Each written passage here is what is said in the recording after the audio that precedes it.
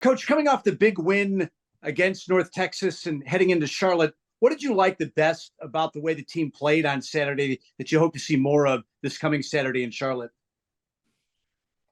Well, I thought we found a way to win. Obviously, it wasn't hard to win games, man. I keep saying that, but it is, and we found a way to win. Not as clean as I would have liked for it to be, and go back and you have a pretty good idea coming out of the game how you feel about the way that your team played, and then you go on, you watch the film, and sometimes you get a little bit different perspective.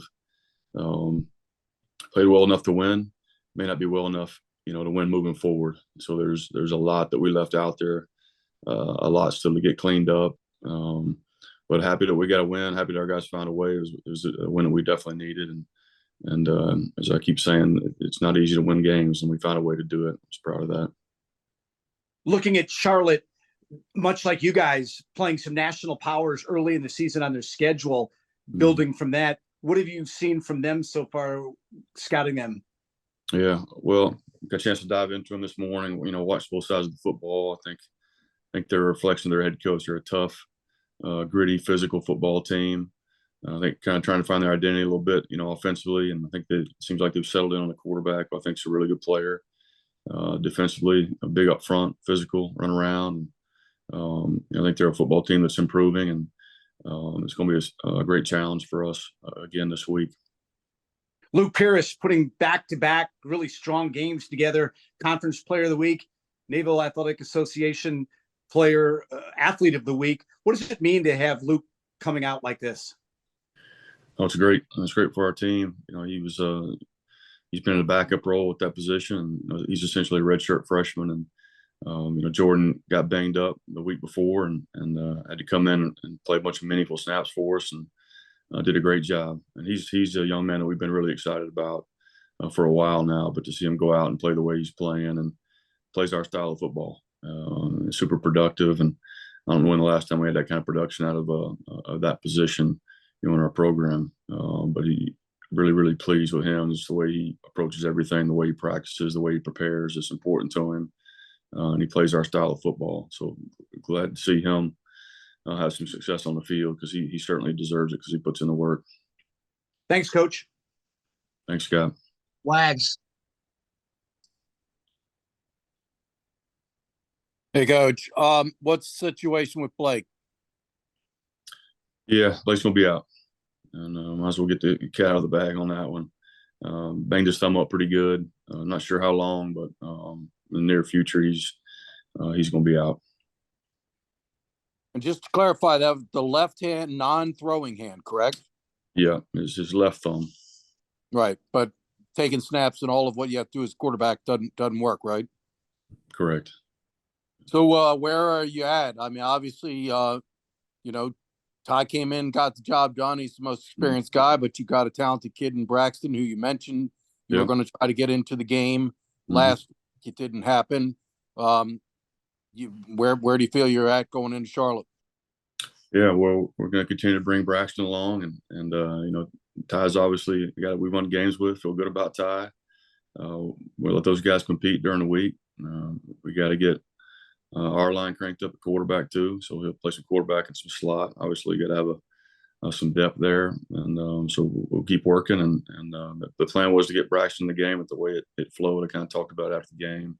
In that 1 minute situation there at the end of the half, felt more comfortable putting Ty in there, and obviously led us to a touchdown there at the end, and felt like he had a hot hand and was doing some good things, and so we just decided to keep rolling with him.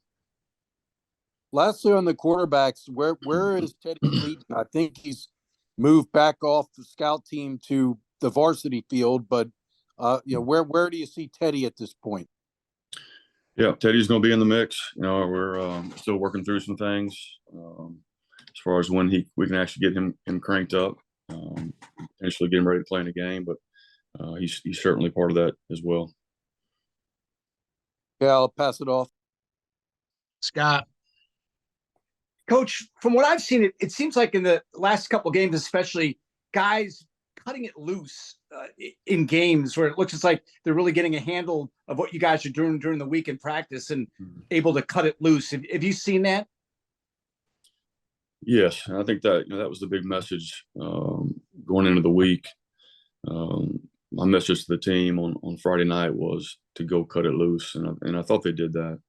What we have to be able to do as coaches is put together a game plan and take as much of the thinking out of it as we reasonably can, so that they can go do that, have their cleats in the ground, and be able to go play. And that's something we dance a fine line around that of doing enough and not too much to give us a chance to win, schematically. And so we've got to do a better job of that as coaches, to allow those guys to go out and cut it loose and to fly around and not to think too much. And so I thought we did a better job of that. I think, you look at still too many mistakes, on the defensive side of the football. We had 25 or so missed assignments, which is way too many for us. That's something we got to get cleaned up. We got to simplify some things. Because when our kids when they do that, cleats in the ground and they're cutting it loose, we're pretty good. When we put too much on them and they're having to think and adjust on the fly and those kind of things, that's when we get slowed down a little bit and don't play as well as we should. So, that was the message, and we'll continue to do that. And as coaches, we got to do a really good job of making sure our kids feel good about everything that we're doing, so they can go out and do that. With a team like Charlotte that's looking for a breakthrough win, also a sold-out stadium for the game on Saturday, how important is it for the momentum for you guys to continue early in the game to get out to a quick start? Well, I think it's always important, and you hope, if you get a win like that, it's something that you can build on. You hope that it gives your players a little bit of confidence, get a little bit of taste of it. And the message after the game was this has got to catapult us moving forward, and we got to use the momentum going into this week. But the message is always 1-0. How can we find a way to win the next game?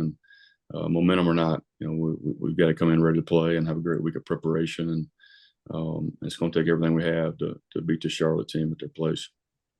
With the running game taking it up another notch, now fourth in the nation, it really seems as though it's opening up the potential for big plays in the passing game. We've seen some big plays, but also seeing some just miss on big plays. Is that what's happening now? Yeah, I think you hit the nail on the head. It does open some things up, and when they do open up, we've got to take advantage of it, and we've got to be more efficient in regards to that. When we take shots, when we have guys open, we need to be able to hit them, and we need to implement a little bit more of a quick pass game as well to keep people loose. And Coach Chestnut and I talked about that a little bit this morning, and so we certainly got to be able to hit the shots when we take them, to hit the open guys, and then to open things up a little bit, some of the quick pass game stuff. Thanks. Wags. So back on Charlotte a little bit. Obviously, another team that's relying on transfers. Biff came in there and overhauled the roster. I think he got something like 20 guys just from his St. Francis teams that he coached for years. I think he attracted a bunch of those guys. But can you talk about that again? You really, this year's film is all you can rely on, right?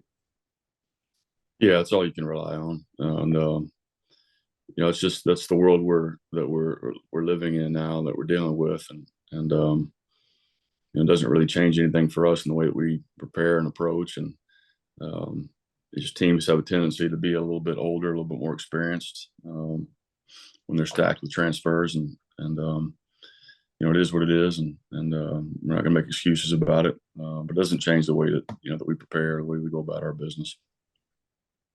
So what exact type of offense is he running down there? Well, they're mostly 11, 12 personnel. Use 2 tight ends quite a bit. They featured 12 personnel this past week. I got a quarterback that is very athletic. A lot of design quarterback run. A lot of gap scheme type stuff, some speed option. They try to use him in a lot of different ways, and he throws the ball effectively as well. But they're pretty balanced. When you look at the numbers, Wags, they want to run the football, and I think that sets up everything they do, in the passing game. But they're a balanced offense, and you can see their progress week to week. Like I said earlier, I think they've played 2 quarterbacks. I think they're kind of settling in on a guy right now that they feel like gives them the best chance to win. So, but a little different than South Florida and North Texas. Not 5 wide, spread you out, not quite like that, more, Correct. get a run type formations, so the power running game. Correct. Yeah, it's not going to be won't look very much like those two teams. They're not going to really spread you out the splits and those kind of things. Not as much tempo, so a little different. The Navy note said Jacob Busick likely out for the season. Can you give us an update on where Jacob is? Yeah, that's very likely to be out the rest of the season. Can you talk about that? You've already lost one captain. Now that's another captain. I mean, obviously they're still around, but not having those captains on the field, I guess it kind of makes you look good that you got 4. You named 4 captains instead of 2, huh? Yeah, I guess so. Yeah, it hurts, Bill. I'm not going to lie. It's it's I hurt for those 2 guys. Both have worked extremely hard to get where they're at, and I tell you what, they've both done a great job of continuing to lead our program and fulfill those responsibilities as captains, and haven't wavered in that regard, and have both really handled their situations as well as you could hope that they would. So devastated for both those guys, but really proud of them at the same time. Who's recruiting North Carolina for you? I would guess Jarek Hall's involved at some level because of his vast experience down there. He's a North Carolina native, played at NC State, coached there. But do you have more than one guy down in there? Yeah, I think John Williams recruits a little bit in Charlotte too. We'll actually go out a little bit early this week on Thursday night and recruit the area on Friday for us. It's good football in Charlotte. I was going to say, that's kind of what I was leading to. I haven't taken a look carefully at all of Navy's recruits from North Carolina, but I know the state fairly well from having covered down there, and it seems like most of the recruiting's been focused in the Triangle area and East, just because East Carolina and there's a lot of talent in the Triangle area. But would you say that now that Charlotte is in the league, you start recruiting Western Carolina a little bit more because of the fact that you can tell kids are going to be playing at Charlotte on periodically?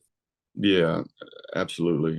I coached at Elon for a while, and I know how talented that area is, and you certainly get a lot of bang for your buck, recruiting Charlotte. So it needs to be a good recruiting area for us, for sure. I'll throw it back to Scott. Coach, I know after the game you were, of course, really, really happy with the win, but I also know that those couple big runs were something that kind of got under your skin. Is that something that can be really focused on, or is that something that you continually focus on in practice? It was just misses.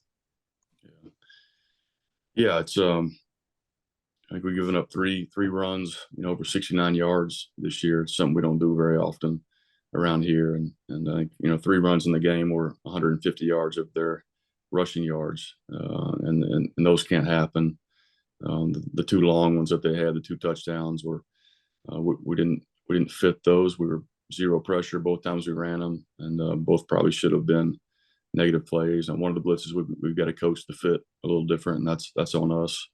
The other one should have been a negative play probably, but yeah, we can't give up those kind of plays around here. And we know everything starts on defense here with stopping the run, and we've been able to do that pretty successfully for a long time.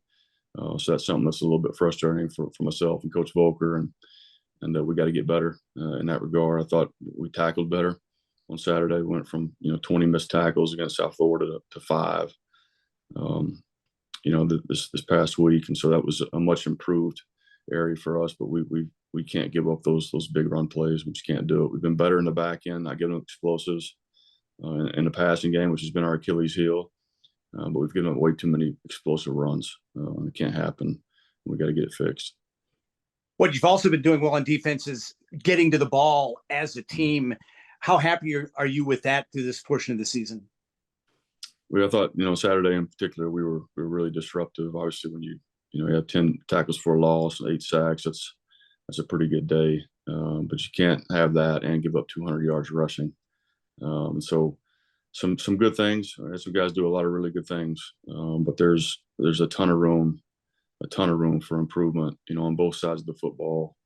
You go to the offense side of the football, the procedural penalties are foolish penalties that are killing drives for us. We've got to be better. And when we get in a 3rd and 2, we have to convert in 2-down territory 100% of the time. Getting 3rd and 1, we have to convert that. We didn't twice. And then you have the procedural penalties that get you behind the sticks. We're not made to function when we get behind the sticks like that. And so we got to quit shooting ourselves in the foot in regards to that. And got to do a better job still of sustaining drives offensively and not self-destructing with penalties or, the misinterpreting a signal from the sideline, running the wrong play on 3rd and 2 and throwing it. We should have been running it, that kind of deal. And so a lot of things to get cleaned up, like I keep saying, and I'm grateful for a win. And it's always great to come back and get after your players and after a win more so than it is a loss. But we certainly got a ton of room for improvement. We're going to have to get a lot better to win these games. This game coming up this weekend, because it's a good Charlotte football team that is probably better than what people are giving credit for. You talked about the multitasking of the coaches, getting out and recruiting with a lot of new coaches on your staff and some different recruiting theories that you have. How is that going right now? Just the dynamics of getting the coaches out to see the players you want to see. Yeah, that's going well. Like we're getting coaches out anytime we have an opportunity. When we're traveling on the road and going to a certain recruiting area, we'll get our coaches out early to make sure we're taking advantage of that time. We've got about 60 players committed in this class, and so I think we're off to a great start. I feel really, really good about the recruiting class, and that's it's the lifeblood of our program. Something that we're gonna, we're gonna keep our foot on the gas in regards to recruiting at all times. And but I'm really pleased with the way we restructured some things, different areas, and I think our coaches are doing a great job. Danny Payne, director of recruiting, has done an awesome job, leading us in that regard. You talk about recruiting that kind of prototype player you're looking at for different positions. Luke Pierce almost seems like he's developing as the prototype that you would want to bring in and develop as a Raider for that position. Yeah, he's the mold. Him and Jordan Sanders really both are. You're looking at 6'3" plus guys who are basketball players, long, athletic, ability to rush the quarterback, ability to drop into coverage, but also big and physical enough to line up in a 5 technique or a 9 technique and take on blocks and spill blocks and those kind of things. And I'd love to have 15 or 20 more pounds on Luke right now. That would help him tremendously, and he'll gain that weight. But no, that's the mold that we're certainly looking for. And we always have a size profile that that we're looking for at each position, and those two guys fit that profile for sure. Thanks. You're welcome. Wags. So back on the penalty issue, the dead ball penalties, how do you eliminate them? Because obviously you can't have them. It's just, they're, like you said, they're drive killers, but worse than that, it's just undisciplined. Those are mistakes that can't happen. There's going to be a hold penalty here and there in the middle of a play. It happens in football, but jumping off sides, that's just, that's lack of focus. Yeah, there's penalties, all right, and there's foolish penalties. And those are foolish penalties and really frustrating. You can't let the little things slide in practice. We got to be on point with it there, and the cadence has got to be on rhythm and all those things. And so it's something that you can't just say we can't jump off sides, right? Just got to start in practice, and it can't happen there. And we get into games, it certainly can't happen. And so we got to get that fixed, and we will. But they don't call holding. They don't call holding in this league, Wag, so we don't really worry about holding calls. They did call one on us, but I think we've gotten one holding call all year on defense. So they're only going to call a pass interference, right? They love to call targeting, and anything obviously dead ball procedural they have to call, right? They don't have a choice. No holding gets called in our league. Are you amazed when you look at the film that you have committed 15 penalties and the opponent has only committed one? Yeah. In the last 2 games. Right. Going into the South Florida game, we were the least penalized team, in the country. And so yes, it's frustrating. And certainly the foolish penalties are. And there's penalties that you're playing. There's a hold every once in a while. There's a pass interference every once in a while. But then the procedural penalties are ridiculous, and we have to get that fixed.